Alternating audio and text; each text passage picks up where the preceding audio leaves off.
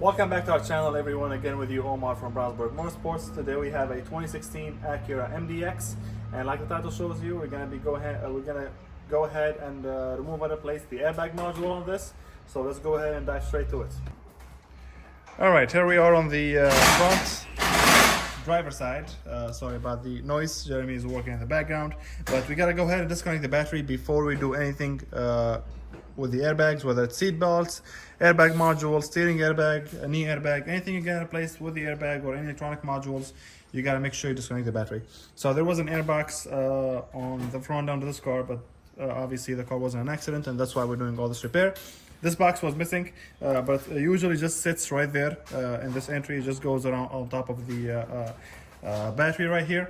And for the battery, we have the ground terminal right here. I'm gonna use my 10 millimeter, and I'm gonna loosen this. Once it's loosened, we just gotta go ahead and pick it up and get it disconnected. Now let's see if I can find the towel to wrap this in. It's always a good idea to wrap up your terminal every time you disconnect it in a cloth or something, so that way it doesn't touch the body, close the circuit, and cause like further damage. So let me go ahead and wrap it up.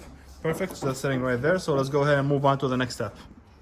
All right, so here we are in the front driver area. Our airbag module is located right here behind this panel. This panel is attached with the clips, so I'm just gonna go ahead and pull on it.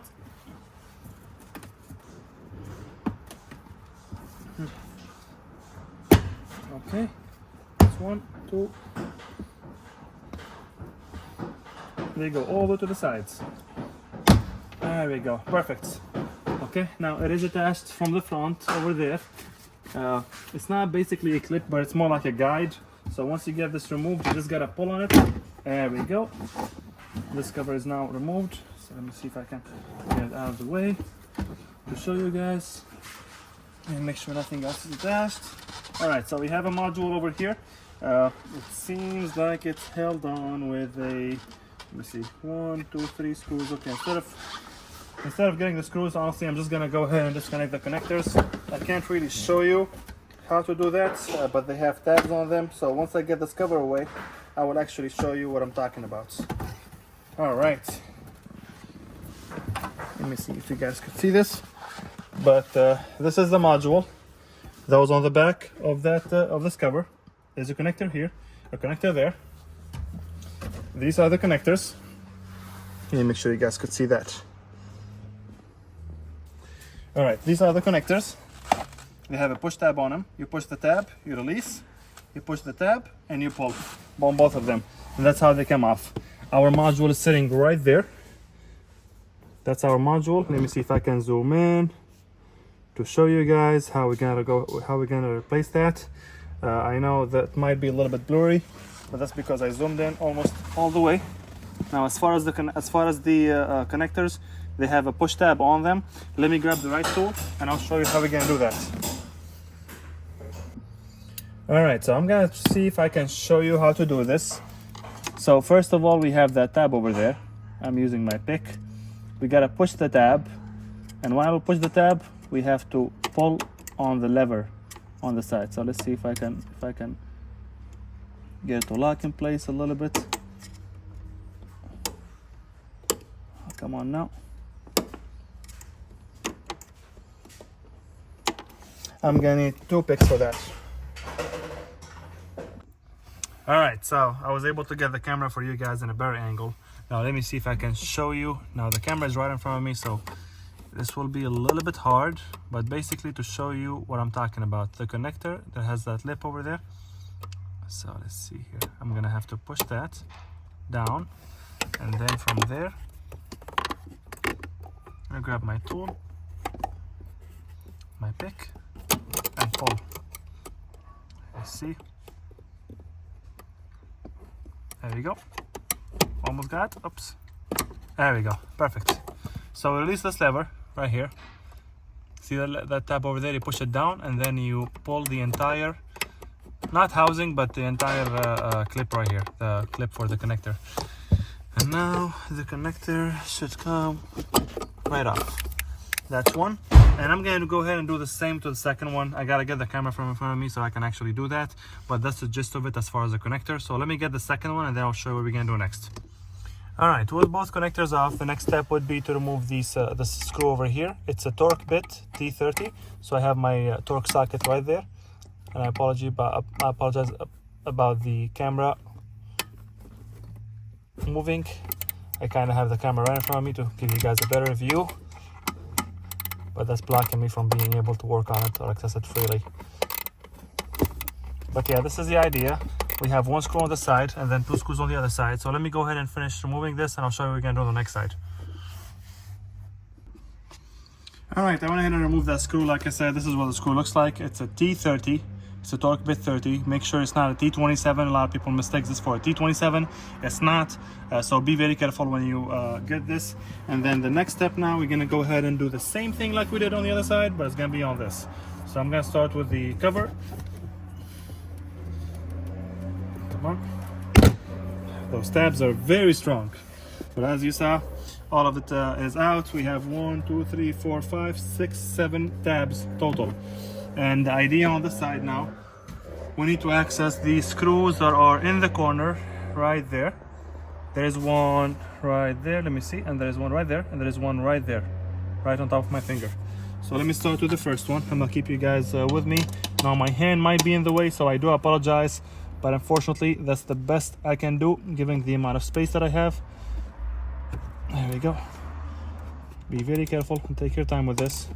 You do not want to strip one of these screws. They are, like I said, T30, and they're not easy to come off at all. Okay.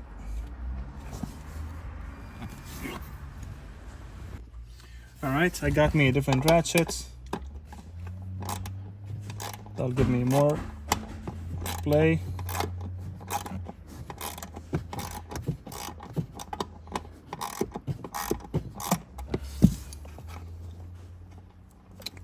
Still can't spin it with my hand. Ah. Nope, still can't do that. My apologies, you guys. I know my hand is in the way, but that's literally the best I can do given the space. Unfortunately, you gotta be very patient with these. Honda and Acura, they put their modules in the most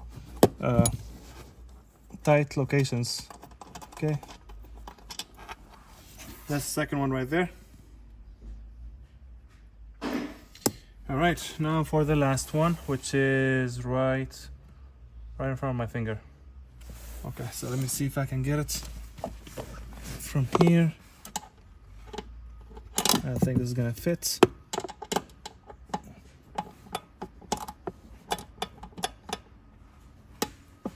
There we go. I probably got like 1/5 of a turn. Not even a fifth, probably like 1/16 of a turn.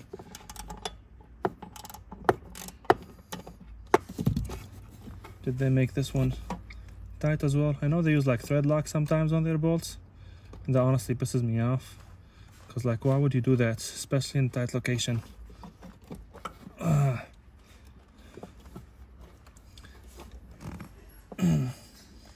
can't get my hand in there.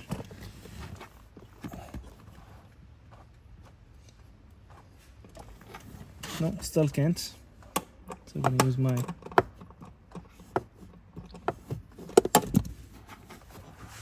it's loose now.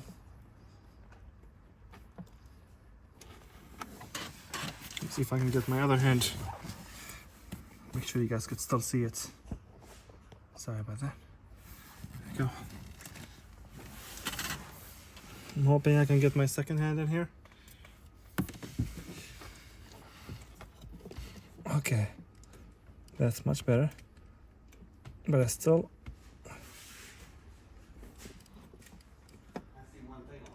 okay. All right, 5 minutes later, I was able to get that bolt, and now let me grab that module. Come on. Perfect.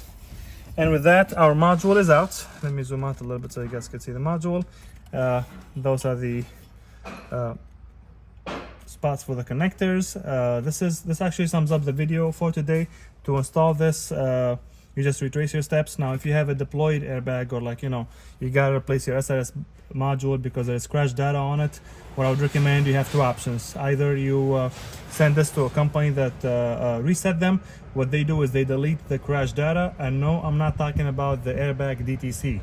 So it's not a pretensioners bad or deployment or open circuit on steering wheel or something like that. No, I'm talking about the actual crash data that gets registered on these modules every time the car is in an accident, or every time those any airbags is deployed or seatbelt is deployed. Once that's done, no calibration needed. You just reinstall it, delete the code with the scanner, and your airbag light should be off, given that you have already replaced the rest of the airbags that are deployed. The second option would be to get a new one, and if you do get a new one, they are a little bit pricey, and also you will have to program them or sync them to the VIN of the vehicle, so that way your airbag light will go away, like I said, given that deployed airbags or seat belts have been replaced. Other than that, if you guys have any question, make sure you drop them in the comment section below, and like always, make sure you like and follow for more.